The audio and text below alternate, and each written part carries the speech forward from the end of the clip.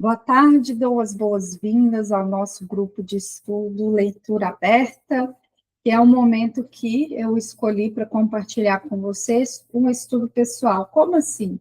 Eu já ia reestudar, rever a interpretação dos sonhos, e aí quis, então, compartilhar esse momento, um momento aberto aí para quem quer estudar, para quem quer, enfim, ter uma companhia na hora do estudo, transmitir psicanálise, né?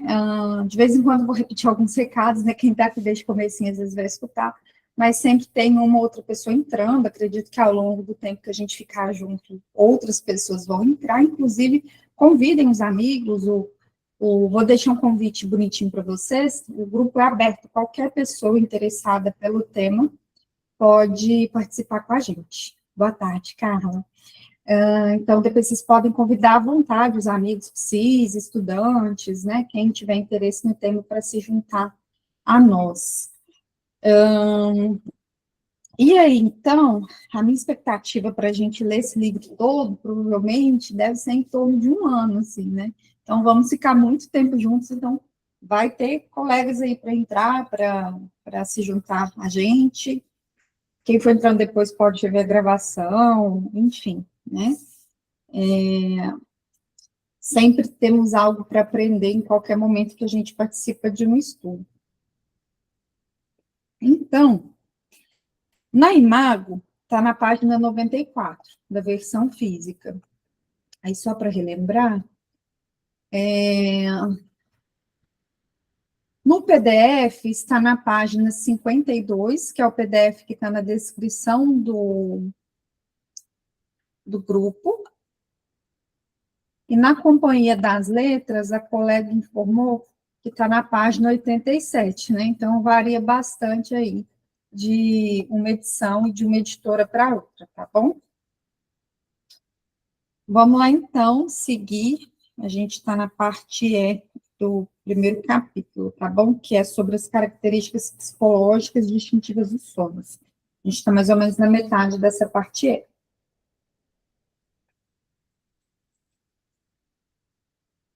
Já se observou muitas vezes, no entanto, que as associações que ligam as imagens oníricas entre si são de natureza muito especial e diferem das que funcionam no pensamento de vigília. Assim, Volkit escreve: nos sonhos, as associações parecem travar uma luta livre de acordo com semelhanças e conexões fortuitas que mal são perceptíveis. Todos os sonhos estão repletos desse tipo de associações desalinhadas e superficiais. Mauro atribui enorme importância a essa característica da maneira como as representações se vinculam nos sonhos, uma vez que ela lhe permite traçar uma analogia muito estreita entre a vida onírica e certos distúrbios mentais. Ele especifica duas características básicas de um delírio, indo aí para a tradução: uma ação mental espontânea e como que automática, uma associação de ideias imperfeita e irregular. Então, na nota do editor, né, tem, tanto em alemão como no francês, né, em psiquiatria, o significado de um estado delirante. O próprio Maury apresenta dois excelentes exemplos de sonhos que ele mesmo teve, nos quais as imagens oníricas se ligavam meramente por meio de uma semelhança do som das palavras. Que assim, a gente lembra do sonho enquanto imagem, né? Mas ele está dizendo sempre de uma mensagem cifrada que a gente tenta, né? Decifrar ali no contexto de análise por meio da interpretação. Isso vale para o sintoma também, isso vale para todas as manifestações do inconsciente. A gente está cheio de mensagens cifradas para passar a barreira da censura e do recalque. E o trabalho de análise vai tentar fazer essa decifração, desse ciframento aí do inconsciente.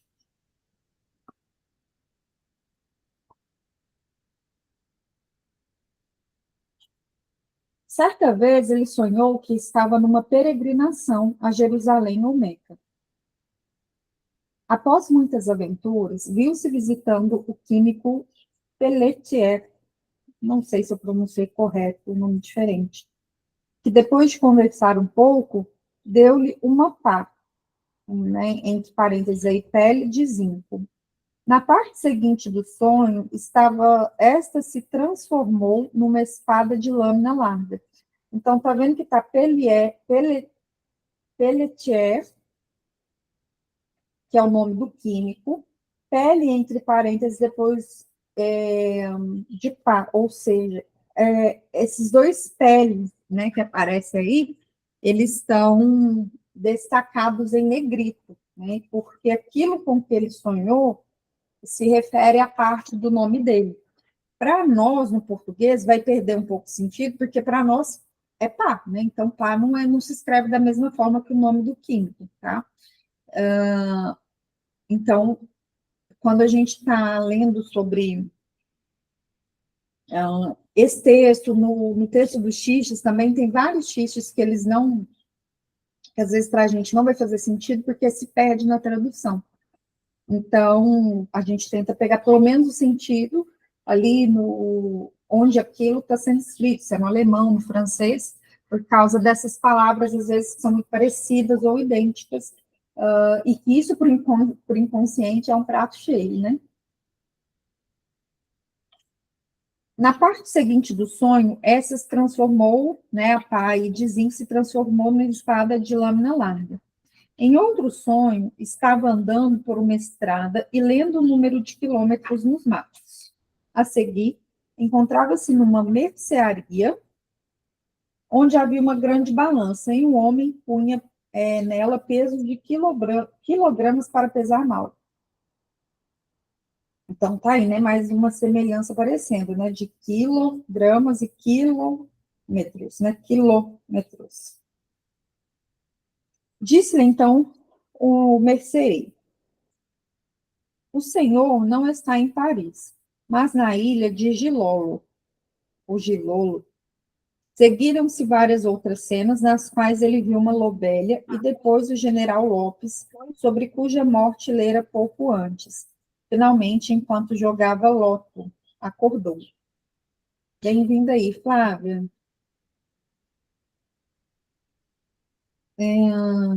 Sem dúvida, porém, estaremos aptos. Ah, tá, deixa eu ler a nota, que eu pulei a nota, né? Chegaremos, né? Depois a gente vai chegar aí a compreender o significado de sonhos como este, repleto de aliterações e primeiras sílabas de sons semelhantes, que é o que a gente viu aí nesse pedaço. Sem dúvida, porém, estaremos aptos a constatar que não se deixou passar em contradição essa baixa estimativa do funcionamento psíquico nos sonhos, embora a contradição quanto a esse ponto não pareça nada fácil. Por exemplo, Spita, um dos depreciadores da vida onírica, insiste em que as mesmas leis psicológicas que regem a vida de vigília também se aplicam aos sonhos. E outro, Dugas, declara que e eu não vou ler o resto em francês, né? O sonho não é a desrazão, nem tampouco racionalidade pura. As tais afirmações têm pouco valor na medida em que seus autores não fazem nenhuma tentativa de conciliá-las com suas próprias descrições da anarquia psíquica e da ruptura de todas as funções que predominam nos sonhos. Parece, contudo, ter ocorrido a alguns outros autores que a loucura dos sonhos talvez não seja desprovida de método e possa até ser simulada, como a do príncipe dinamarquês, sobre o qual se fez esse arguto julgamento. E aqui a nota diz que o autor está se referindo ao Hamlet, que é o personagem que a gente conhece aí do Shakespeare. Então, tem alguns autores que concordam, que vão dizer que o modo da mente funcionar durante o estado de vigília, quando a gente está acordado, é igual quando a gente está sonhando. Outros vão dizer que o modo, né, do funcionamento psíquico na vida de vigília é diferente do momento do sono.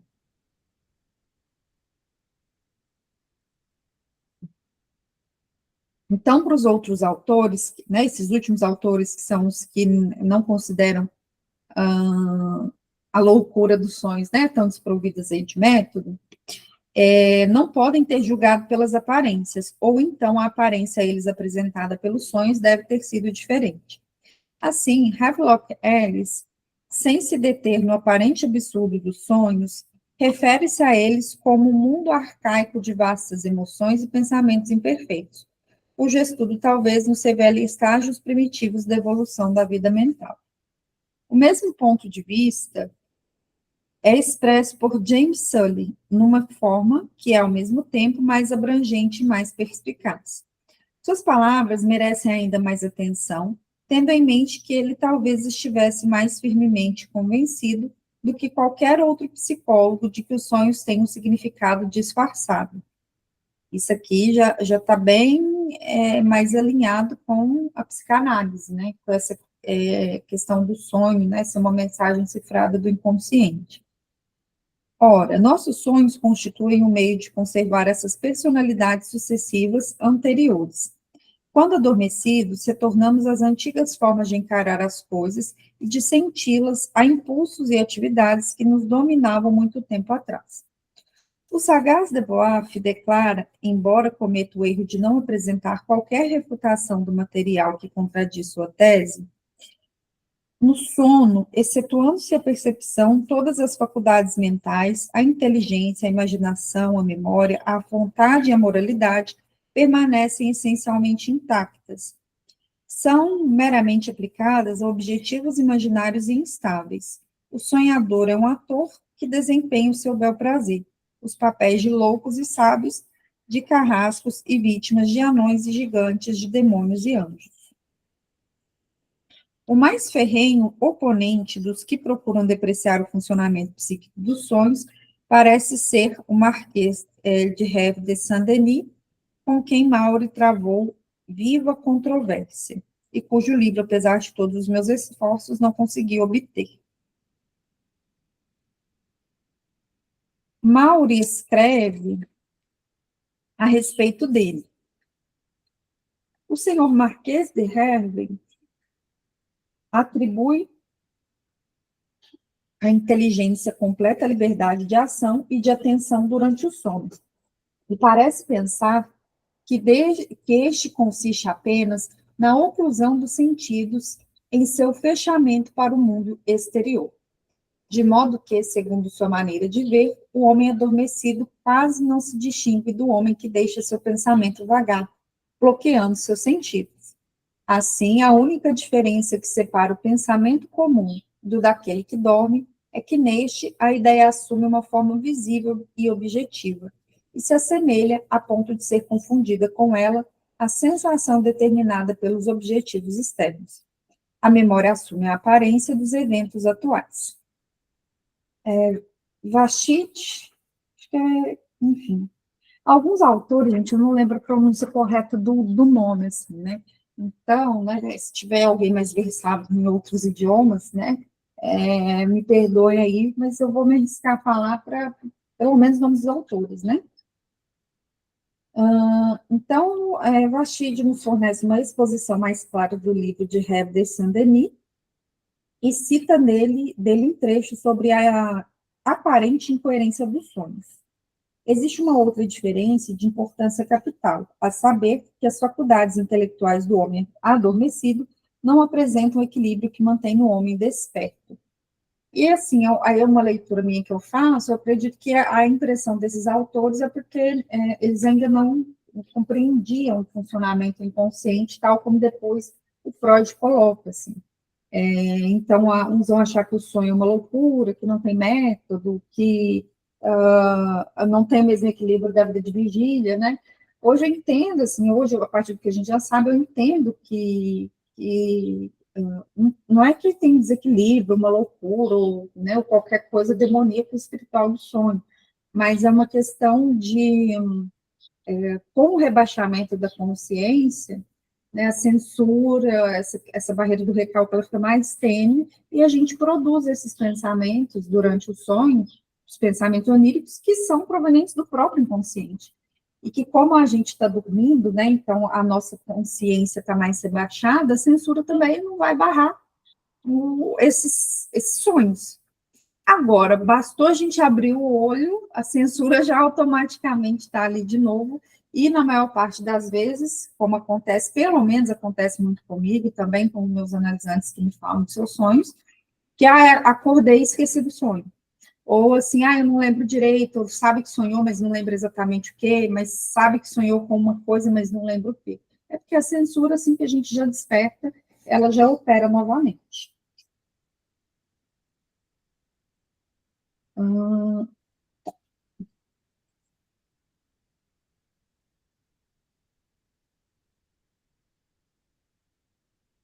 E aí depois a gente tem aí também, né, a continuação do parágrafo, né, eu estou até passando direto para as traduções na nota.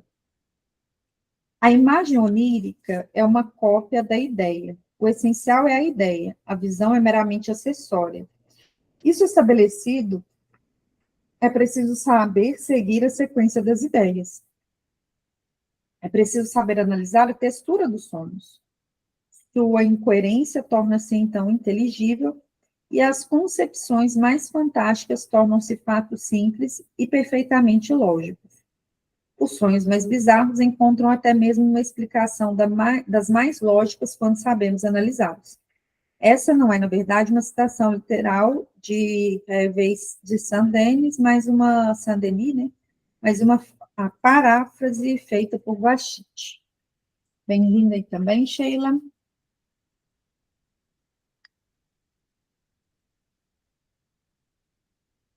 E aí, se a gente pensa, né, nas imagens oníricas, né, as imagens dos sonhos como uma cópia das ideias, ou seja, representando as ideias, é a textura disso que vai importar para a gente, assim, né? A gente vai escutando o analisante contar e a gente tentando ir nesse para além ali, interpretar juntamente com ele. O analista é como se a gente direcionasse a interpretação enquanto a técnica, mas o sentido da interpretação é sempre do analisante. Isso vale tanto para a interpretação dos sonhos, como de coisas, né, de insights aí que ele venha manifestar. Johann Stark salientou que uma explicação semelhante da incoerência dos sonhos fora proposta por um autor mais antigo, Wolf Davidson, cuja obra me era desconhecida.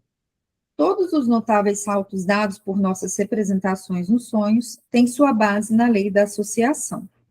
Às vezes, contudo, essas conexões ocorrem na mente de maneira muito obscura, de modo que muitas vezes nossas representações parecem ter dado um salto, quando de fato não houve salto algum. A literatura sobre o assunto mostra, assim, uma gama muito ampla de variação quanto ao valor que ela atribui aos sonhos como produtos psíquicos. Essa amplitude se estende desde o mais profundo menosprezo do tipo com que nos familiarizamos, passando por indícios de uma valorização ainda não revelada, até uma supervalorização que coloca os sonhos numa posição muito mais elevada do que qualquer das funções da vida de Virgílio. Hildebrandt, que, como já soubemos, enfeixou todas as características psicológicas da vida onírica em três antinomias, vale-se de dois pontos extremos dessa faixa de valores para compor seu terceiro paradoxo. Trata-se de um contraste entre uma intensificação da vida mental, um realce dela, que não raro corresponde ao virtuosismo, e, por outro lado, uma deterioração e um enfraquecimento que muitas vezes submergem abaixo do nível da humanidade. No tocante à primeira, poucos há dentre nós que não possam afirmar, por nossa própria experiência, que vez por outra surge, nas criações e tramas do gênio dos sonhos, uma tal profundeza e intimidade da emoção, uma delicadeza do sentimento, uma clareza de visão, uma sutileza de observação e um tal brilho do espírito que jamais alegaríamos ter permanentemente a nosso dispor em nossa vida de vigília. Há nos sonhos uma encantadora poesia, uma alegoria arguta, um humor incomparável, uma rara ironia. Olha que bonito isso, gente. Há nos sonhos uma encantadora poesia, uma alegoria arguta, um humor incomparável, uma rara ironia. Eu não sei como é que eu não marquei isso da outra vez que eu li. Muito interessante, né? Quando a gente relê um texto, o que, que vai nos chamando a atenção a cada vez que a gente lê. O sonho contempla o mundo à luz de um estranho idealismo, e muitas vezes realça os efeitos do que vê pela profunda compreensão de sua natureza essencial. Retrata a beleza terrena ante nossos olhos no esplendor verdadeiramente celestial e reveste a dignidade com a mais alta majestade. Mostra-nos nossos temores cotidianos da mais aterradora forma e converte nosso divertimento em xixes de uma pungência indescritível. Isso aqui, né, mostra nos nossos temores cotidianos da mais aterradora forma. Eu entendo que a gente pode pensar que nesse contexto mesmo, né, que o sonho mostra ali os aspectos, os desejos do inconsciente que é muito amedrontador para a nossa consciência, para a nossa vida desperta, assim, né? Tem coisas que a gente vai escamoteando, recalcando, colocando em segundo plano, porque é, a gente se assusta com nossos próprios desejos, assim. E aí o sonho vai lá e dá uma escancarada nisso, né? Talvez por isso que às vezes a censura opere tão forte assim quando a gente acorda.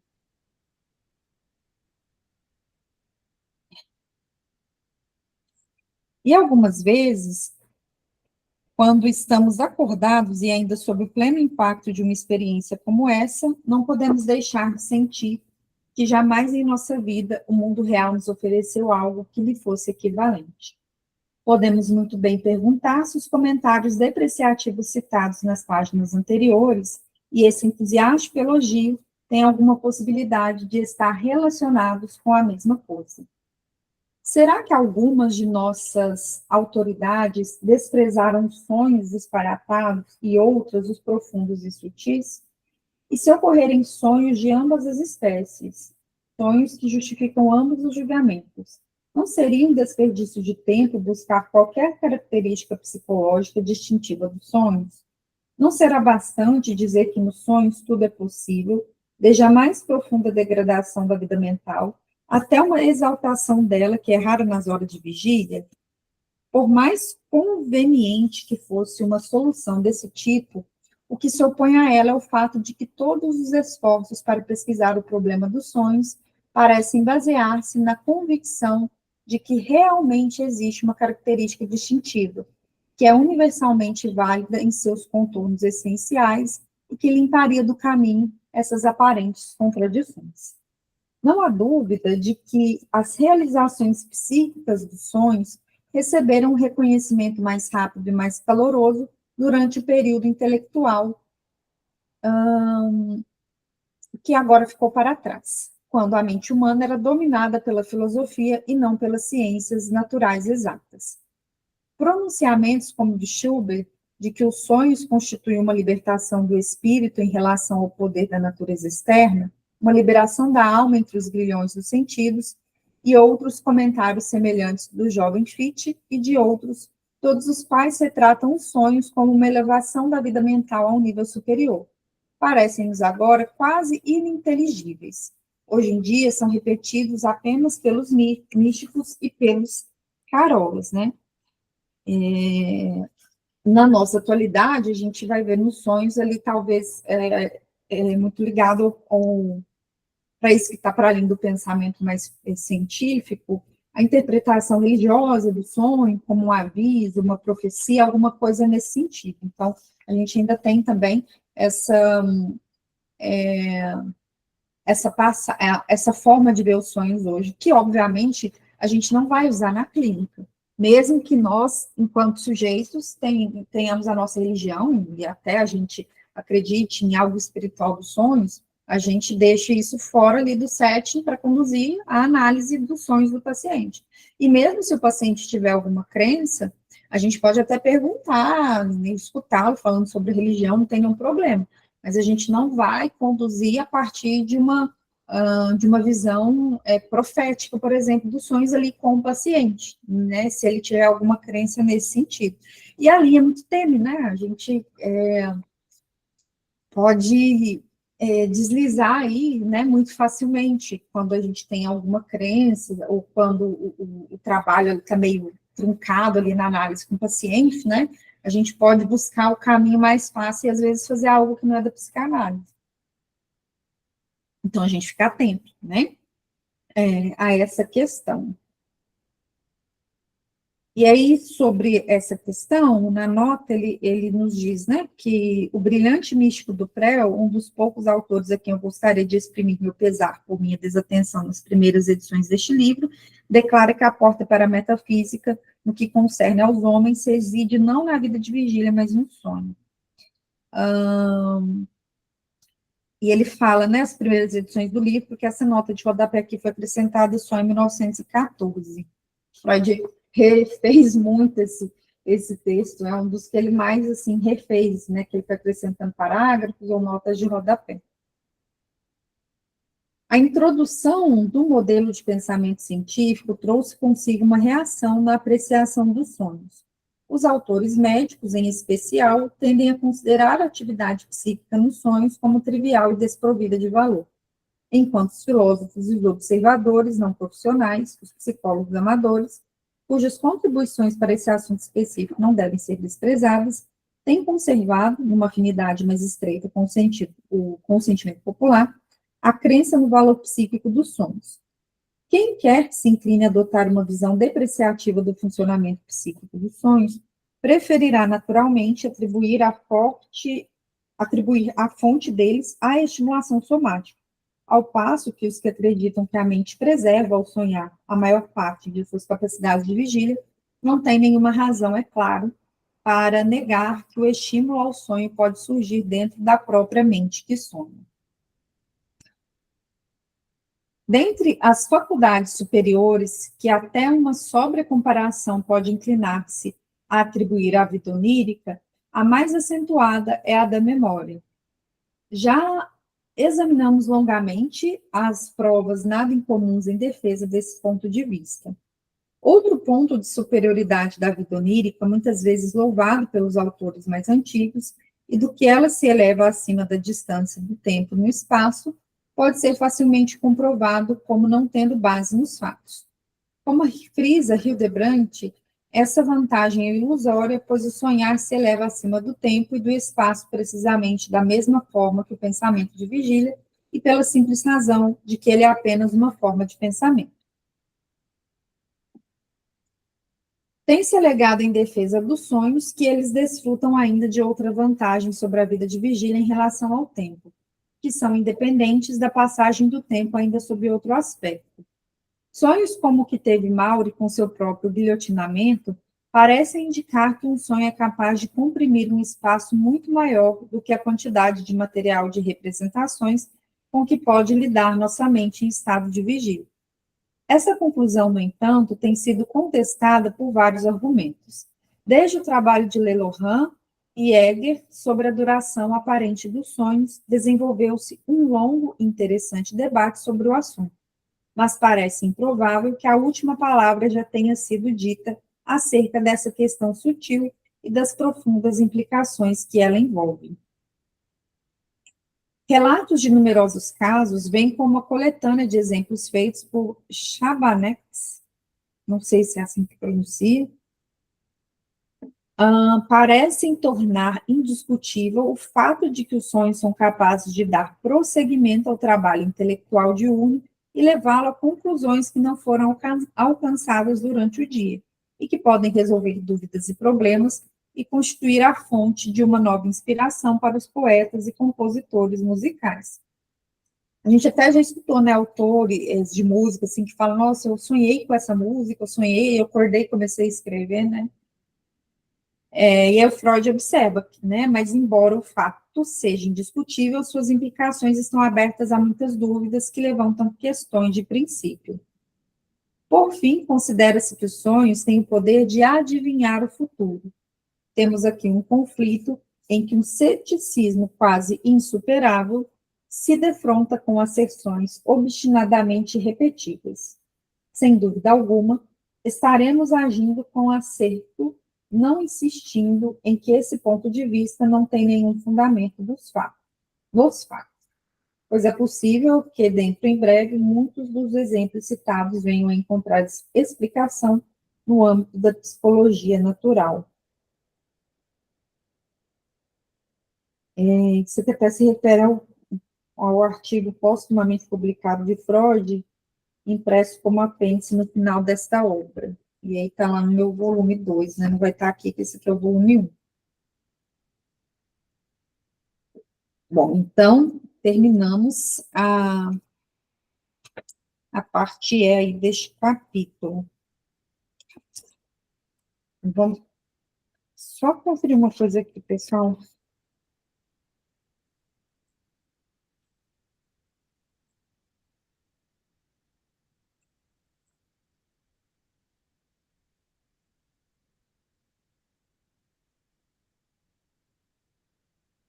Beleza, né? Acho que daqui uns 2 encontros a gente até passa para o capítulo 2.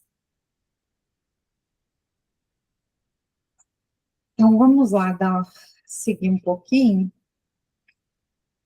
A gente ainda pode avançar mais um pouquinho. Então, vamos para a parte F, o sentido moral nos sonhos. Por motivos que só se tornaram evidentes depois que minhas pesquisas sobre os sonhos forem levadas em conta, isolei do assunto tal psicologia dos sonhos, o problema especial de determinar se e até que ponto as inclinações e sentimentos morais se estendem até a vida onírica, né? Então, aí algo, né, que o Freud está se colocando, né, tá se questionando.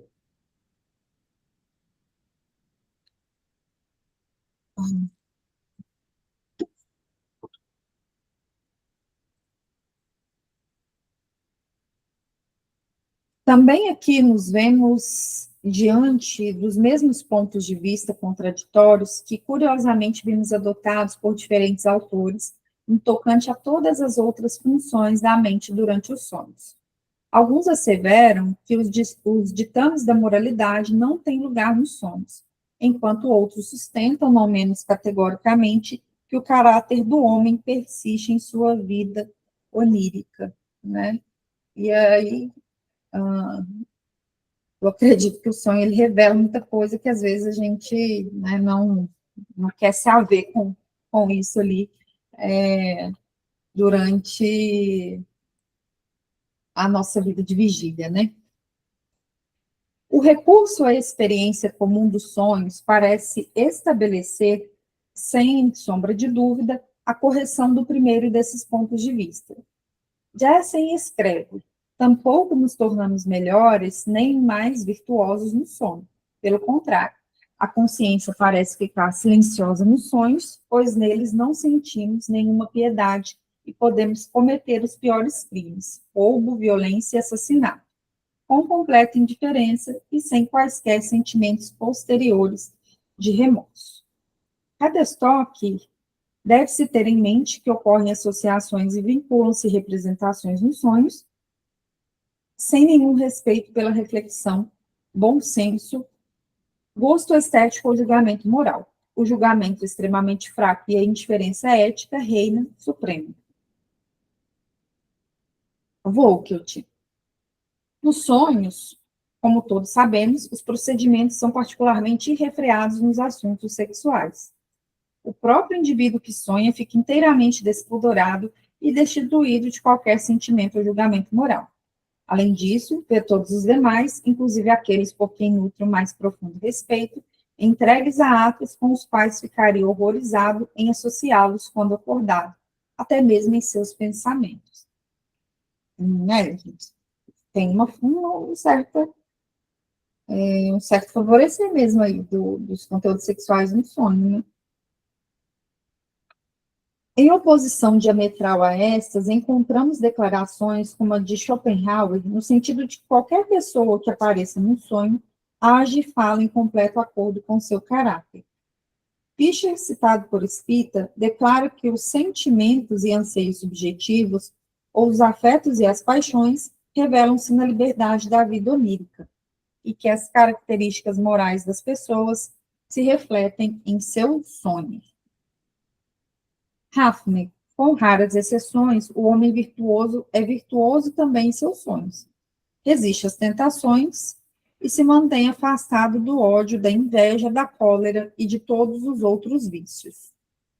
Mas o pecador, em geral, encontra em seus sonhos as mesmas imagens que tinha ante seus olhos quando acordava. Shows. Nos sonhos está a verdade. Nos sonhos aprendemos a conhecer-nos tal como somos, a despeito de todos os disfarces que usamos perante o mundo, sejam eles enobrecedores ou humilhantes. O homem honrado não pode cometer um crime nos sonhos, ou se o fizer, ficará tão horrorizado com isso como com algo contrário à sua natureza. O imperador romano, que condenou à morte um homem por sonhar a ter assassinado o governante, estaria justificado em fazê-lo se raciocinasse que os pensamentos que se tem nos sonhos também se tem quando em estado de vigília. A expressão corriqueira, eu nem sonharia em fazer tal coisa, tem o significado duplamente correto, quando se refere a algo que não pode encontrar guarida em nosso coração, nem em nossa mente. Platão, ao contrário, considerava que os melhores homens são aqueles que apenas sonham o que os outros fazem em sua vida de vigília. Hoje, Maria, eu estava atendendo uma paciente, né?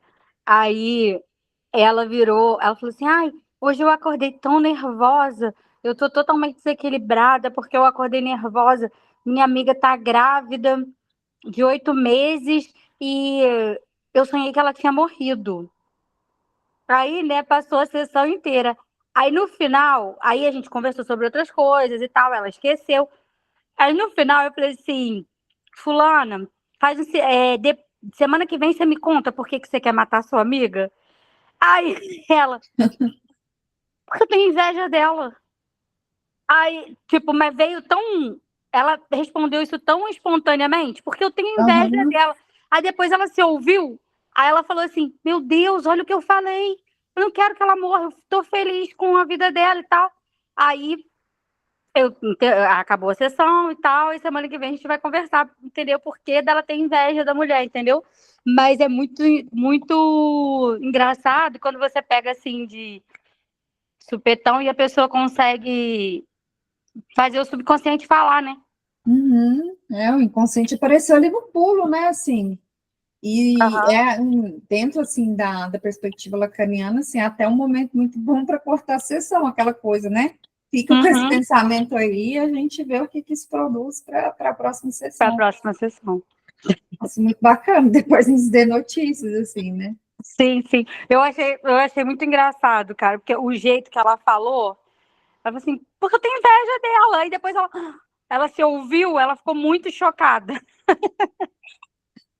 É muito engraçado, né, essa coisa, assim, do sonho mesmo, que quem fala ali é o sujeito inconsciente, né, quem se choca é a consciência, né, o sujeito ali do ego, assim, e essa dualidade que a gente tem na neurose, ela acaba sendo muito fruto de sofrimento para o paciente, enquanto ele não encontra uma forma de lidar com isso, assim, né, a análise, a gente faz a aposta que a análise auxilie bastante nisso, assim.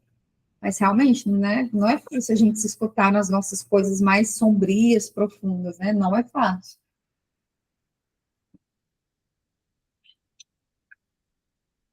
Seguindo aqui no texto,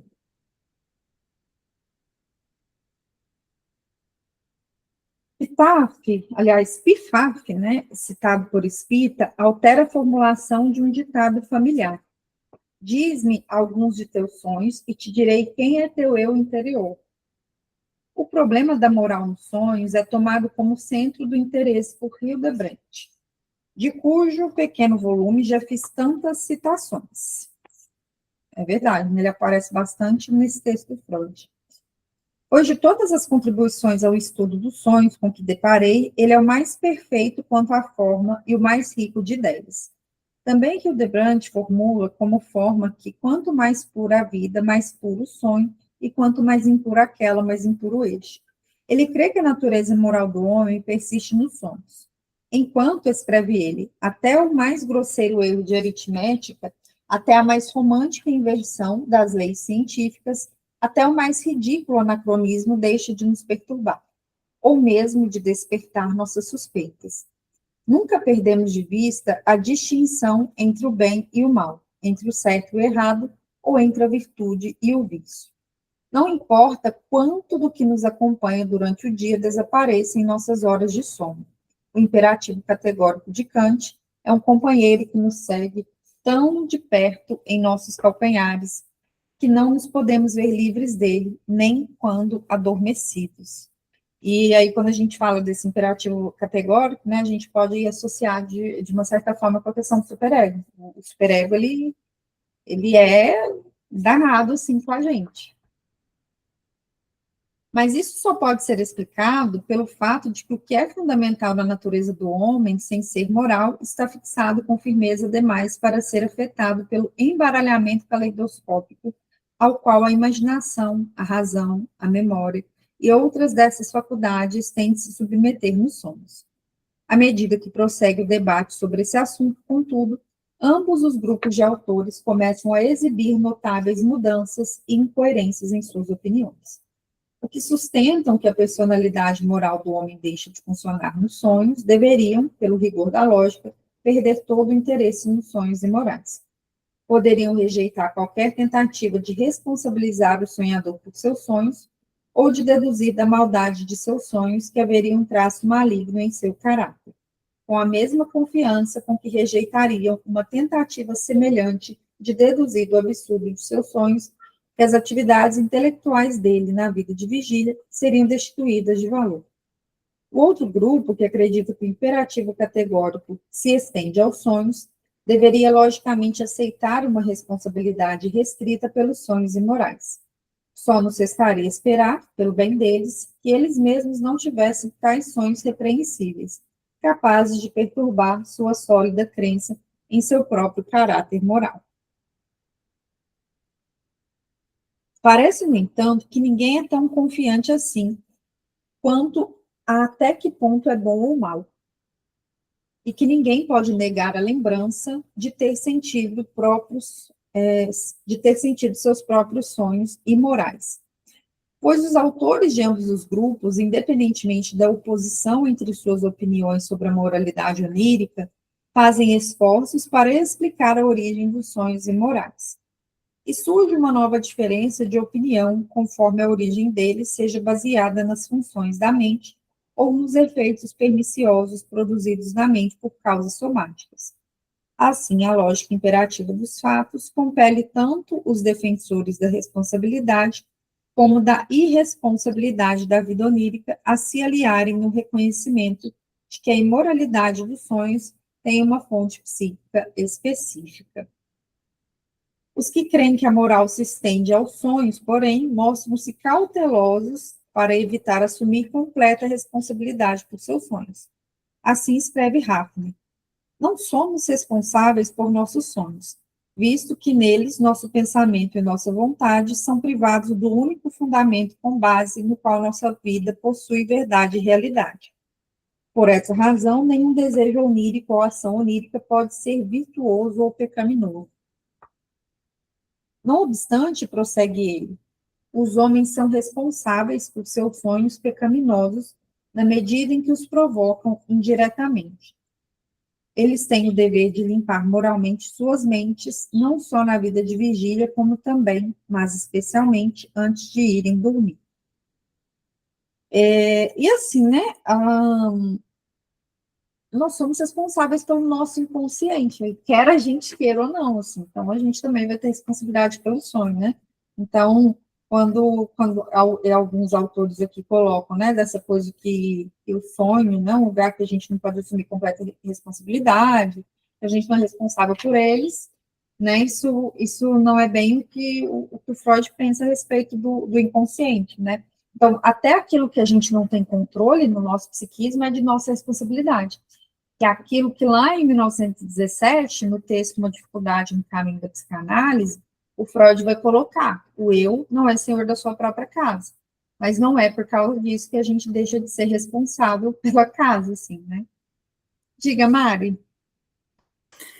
Eu tive um sonho, e foi essa noite, e é engraçado, porque, assim, no fim, eu acabei me lembrando do sonho, mas o final do sonho não tinha nada a ver uma coisa com a outra. Aí eu sonhei que, quer dizer, eu já não sabia, eu não sei se eu estava já sonhando ou já estava num momento de vigília, que uma das minhas pacientes estava me manipulando.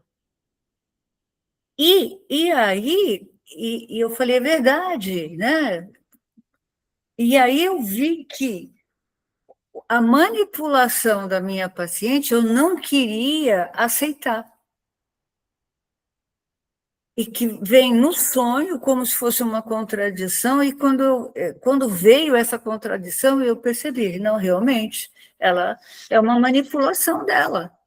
E, e eu não queria aceitar essa manipulação. Hoje, agora, né, interpretando, eu não queria aceitar que ela também estava me manipulando. E isso veio no sonho. Quer dizer, já estava ali, né, se desenhando de qualquer forma, mas veio em formato de sonho. Não sei se eu já estava um pouco na vigília, mas eu misturei um pouco o sentimento do estou sonhando. E, nossa, é verdade, sabe? Assim, finalzinho já. Interessante, né?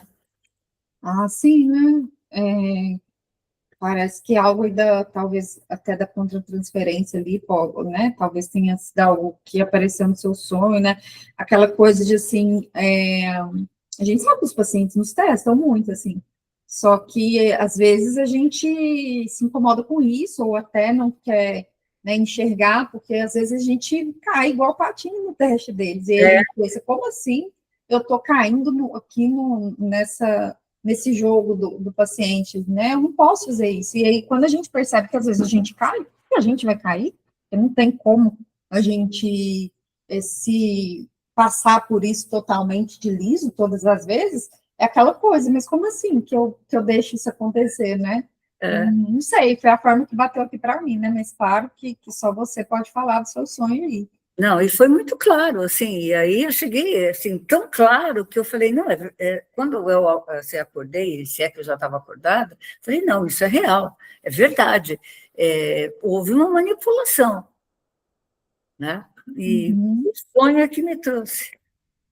Ah, que legal, Talvez né? pela crítica, né, de não conseguir, não conseguir enxergar aquilo que era muito claro para mim já, né, sei lá.